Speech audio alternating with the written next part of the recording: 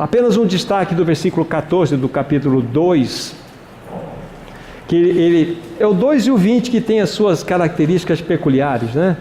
Pois a terra se encherá do conhecimento da glória do Senhor, como as águas cobrem o mar. Olha que promessa! Não será o reino de Judá, a sua iniquidade, a sua maldade que impedirá isso. Não será a ferocidade dos caldeus que impedirá isso. O Senhor e toda a sua glória encherá essa terra, irmãos. Mas Ele precisa de um corpo. Ele precisa de resposta. Ele precisa da igreja, para que isto seja uma realidade. O Senhor diz no versículo 20, porém está no seu santo templo, cale-se diante dele toda a terra. Abacuque é mencionado em torno de 4 vezes no Novo Testamento, um livro que é bastante mencionado lá, apesar dele estar escondido aqui entre os profetas, mas é um livro extremamente importante, atual, e que nós precisamos que o Senhor fale esse livro no nosso coração, que Ele traduza essa verdade no nosso coração, que Ele abra esse livro para nós. Agora, depois daquela resposta que o Senhor deu a Abacuque, entra então o capítulo 3. Aqui é um capítulo maravilhoso. E é até interessante que está no aspecto da revelação, é oração de Abacuque em forma de canto. Salmo ou poesia poderia ser traduzido aqui também. É interessante como ele vai responder. Há 2 formas de para vocês terem uma ideia. O capítulo 1 e capítulo 2 de Abacuque, ele é escrito em forma de prosa. O que significa isso? Significa que o texto foi escrito, que tem parágrafos, tem narrações, tem dissertações, etc. Mas o capítulo 3, ele vai ser escrito em forma de poesia, de canto. Não vou entrar nesses detalhes, mesmo porque há irmãos mais capazes de dar aqui uma colocação para vocês. Mas existe uma forma poética no hebraico chamado paralelismo, que é lindo, e ele se encontra aqui. E quando o Senhor quer revelar uma verdade muito pontual ao seu povo, de muita graça, de muita realidade, Ele usa a sua poesia. E aqui então, aquele profeta que estava tão cheio de dúvida, tão cheio de incerteza, tão cheio de angústia no coração, ele passa agora, através de um poema, a tratar o assunto. É o capítulo 3. Aí entra o que nós já lemos, né? Ele clama, ele se sente alarmado, do que é o versículo 2 que fala: eu me sinto alarmado, apavorado, aviva a tua obra, Senhor, no decorrer dos anos. Aí do versículo 3 em diante, até o versículo 15, ele começa a mostrar algo muito importante para nós. Muito importante. Ele começa a fazer uma demonstração de tudo aquilo que referiu-se à glória de Deus manifestada nos céus e na terra. Veja o versículo 3 apenas. Deus vem de Temã, e do monte de Parã vem o santo. A sua glória cobre os céus, e a terra enche do seu louvor. Irmãos, isso é tremendamente importante para nós. Ele começa a descrever então aqui a majestade, a autoridade, a glória de Deus, tanto no que tange nos primeiros versos até o versículo 12, nas suas conquistas contra os seus inimigos, na derrocada dos aqueles que se levantavam contra o seu povo, como também até o seu final, ele começa a mostrar o quão ele é maravilhoso com os justos, o quão ele livra poderosamente os seus. Os irmãos vão ver isso com detalhes depois, nos estudos pessoais. Então aqui isso é em forma de poema, é em forma, de uma poesia, em forma de salmo. Isso é maravilhoso, maravilhoso.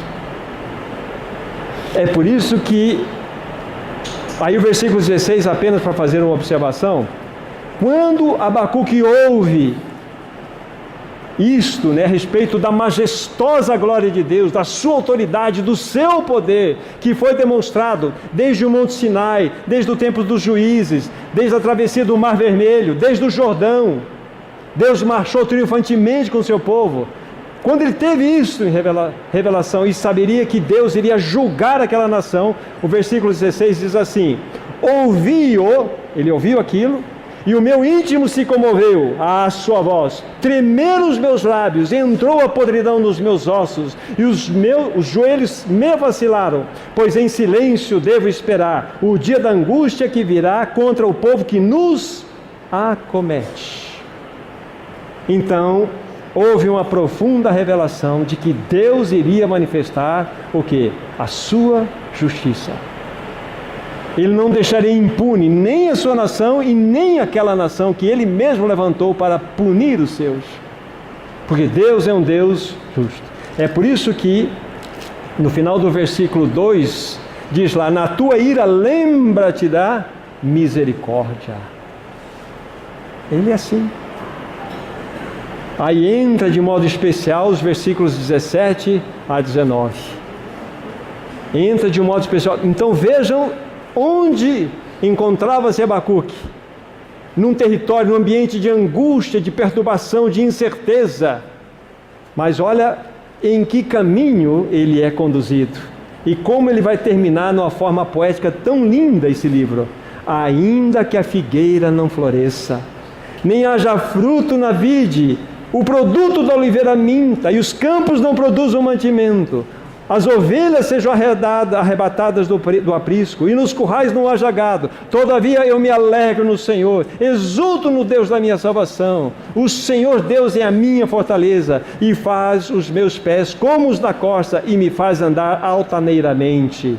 Ao mestre de canto para instrumentos de corda. Isso é um salmo. Irmãos, veja o contexto que Abacuque se encontrava, e veja, ele foi levado nas realidades celestiais para enxergar isso aqui. Isso significa o quê? Vida celestial na terra. É o que nós vamos ver amanhã. É a resposta da vida. Ele teve uma revelação profunda. Então ele podia, em torno de toda aquela situação, ter uma profunda paz no seu coração, porque ele vivia uma vida de união com o seu Senhor. Então ele não podia fazer outra coisa senão falar um poema para ele. E é exatamente esse canto que foi cantado por aqueles que foram levados cativos lá para a Babilônia. É esse cântico que serviu de fortalecimento, que serviu de ajuda. Quantas vezes nós olhamos para esse texto aqui buscando socorro, não foi? Buscando ajuda, buscando alento para o nosso coração. E veja que Abacuque estava no meio daquela fornalha. E ele teve essa revelação. Que gloriosa revelação! Em forma de poesia, ele termina esse livro. Isso é maravilhoso. Isso é glorioso demais, irmãos e irmãs. Isso que Jesus deseja fazer conosco. Ele quer primeiramente trazer luz para que possamos ver, abrir os nossos olhos, para que tenhamos o discernimento do que está acontecendo. Ele quer nos mostrar a dor do seu coração quando ele olha para nós, para o seu povo, que ele tanto ama e que este povo tanto pouco tem respondido a ele.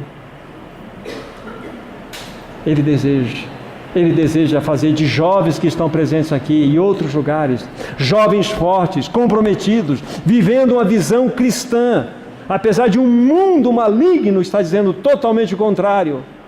Nós temos uma identidade, nós somos de Cristo. Cristo é a nossa vida, Ele é a nossa vida.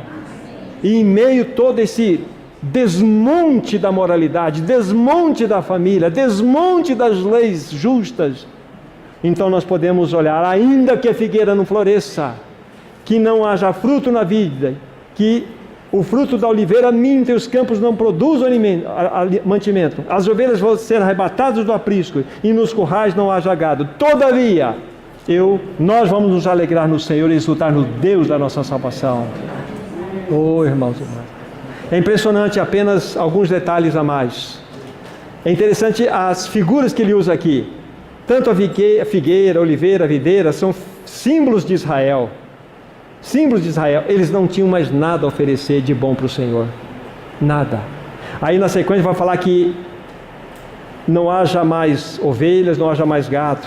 Não haveria mais sacrifício diante do Senhor. Ainda que isso tudo se perdesse, quando o seu coração está unido ao Senhor, então você pode confiar. Você sabe que Ele é o Deus que você pode se exultar.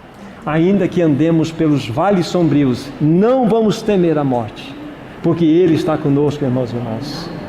Então, em linhas gerais, de uma maneira assim, bem superficial, para encorajar a todos nós a lermos esse livro de maneira diferente, porque eles são as manchetes dos últimos dias para nós. Esses 3 capítulos, 56 versículos, se tornam manchetes para nós. E devemos ver nessas particularidades, bem como as outras formas de se abordar esse livro. E amanhã, na ajuda do Senhor, nós vamos pegar aqui qual seria então a resposta diante de um caos que nós vivemos hoje, como Abacuque se encontrava. Qual deve ser a nossa resposta? Vamos buscar a intervenção direta do Senhor? Será que nós estamos entregues a essa roda da história? Mas há uma esperança, irmãos e irmãs. Há uma esperança. Há uma esperança. E essa esperança vem pela manifestação da vida de Cristo. Tanto individualmente falando, como coletivamente expressando. A vida de Cristo é o caminho da cruz, não é outro. É o caminho da cruz. Então que o Senhor nos ajude. Continue a nos falar pela sua palavra, pelo seu poder.